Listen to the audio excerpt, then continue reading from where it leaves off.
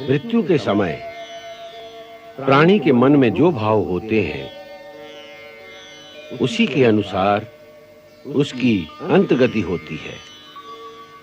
सो यदि मरने के समय प्राणी के मन में संपत्ति, घर-बार या सगे संबंधियों के साथ मोह ममता के भाव प्रबल होंगे तो उन्हीं इच्छाओं के अनुसार नया जन्म होगा।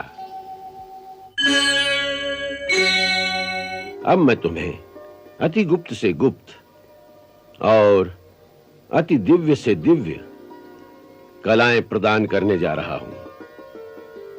अब तक मैंने तुम्हें जो कलाएं सिखाई हैं उनसे जीवन में विजय प्राप्त होती है।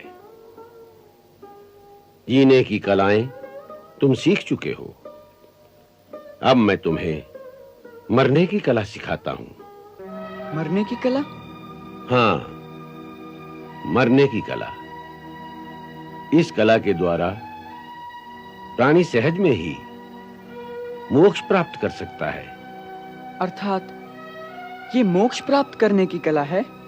हां, मोक्ष प्राप्त करने की कला है और बड़ी सहज कला है। मोक्ष की प्राप्ति और सहज? हां, शास्त्रों के अनुसार मनुष्य जीवन का लक्ष्य इन 4 पदार्थों को प्राप्त करना है: धर्म, अर्थ, काम और मोक्ष। मनुष्य अपने जीवन में केवल 3 ही पदार्थों को प्राप्त कर सकता है, अर्थात धर्म, अर्थ और काम।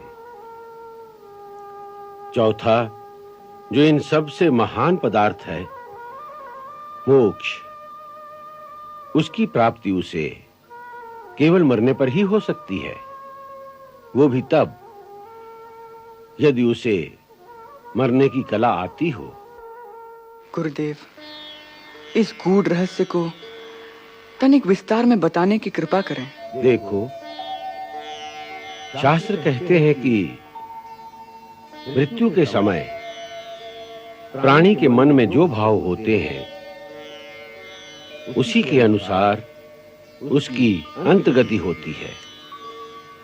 सो यदि मरने के समय प्राणी के मन में संपत्ति, घर-बार